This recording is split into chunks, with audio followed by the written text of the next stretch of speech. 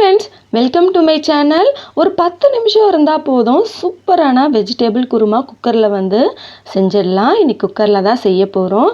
வாங்க எப்படி செய்யலான்னு பார்க்கலாம். அதுக்கு 2 வெங்காயம் நீல வாக்கில் கட் பண்ணி எடுத்து வச்சுருக்கேன். ஒரு தக்காளி, ஒரு பச்சை மிளகா, கருவேப்பிலை, உருளைக்கிழங்கு, கேரட்டு, பீன்ஸு, இஞ்சி பூண்டு பேஸ்ட்டு. வாங்க எப்படி செய்யலான்னு பார்த்துடலாம்.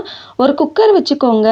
குக்கர் நல்லா சூடான பிறகு 3 டேபிள் ஸ்பூன் அளவுக்கு எண்ணெய் சேர்த்துக்கலாம்.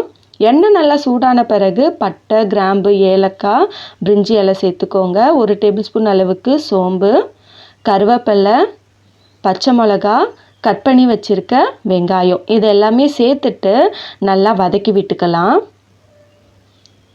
வெங்காயம் நல்லா வதங்கணும். வெங்காயம் வதங்கின பிறகு இஞ்சி பூண்டு பேஸ்ட் சேர்த்துக்கலாம். சேர்த்துட்டு நல்லா கலந்து விட்டுக்கோங்க. இஞ்சி பூண்டு பேஸ்ட்டோட பச்சை வாசனை போகணும். தக்காளி சேர்த்துக்கலாம். தேவையான அளவு உப்பு சேர்த்துக்கலாம். சேர்த்துட்டு நல்லா வதக்கி விட்டுக்கோங்க. தக்காளி நல்லா வதங்கி வரட்டும்.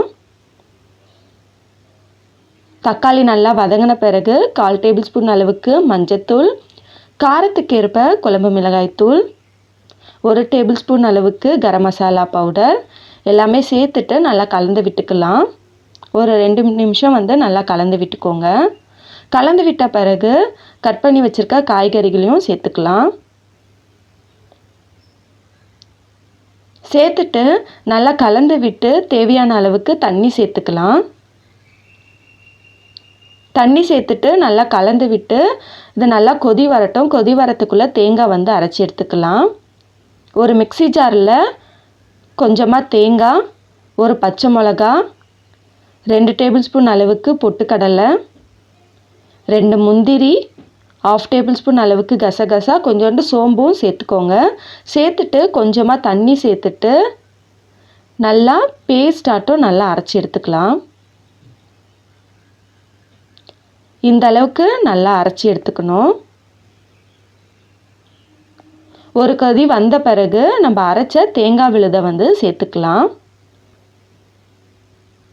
கொஞ்சமாக அதிலே தண்ணி சேர்த்துக்கிறேன். சேர்த்துட்டு நல்லா கலந்து விட்டுக்கோங்க. கலந்து விட்டு குக்கர் மூடி போட்டு மூடி விசில் போட்டு ஒரு 3 விசில் விட்டுடலாம். 3 விசில் வந்த பிறகு ஸ்டவ் ஆஃப் பண்ணிவிட்டு ஒரு 5 நிமிஷம் விட்டுடுங்க. 5 நிமிஷம் கழித்து ஓப்பன் பண்ணி பார்த்துக்கலாம். சூப்பரான வெஜ் குருமா ரெடி ஆயிடுச்சு.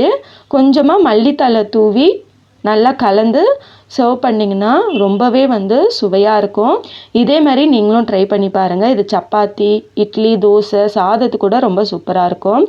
ட்ரை பண்ணி பார்த்துட்டு எப்படி இருக்குன்னு சொல்லுங்கள். வீடியோ பிடிச்சிருந்தா மறக்காமல் லைக் பண்ணுங்கள். நம்ம சேனலை சப்ஸ்கிரைப் பண்ணாதவங்க சப்ஸ்கிரைப் பண்ணிடுங்க.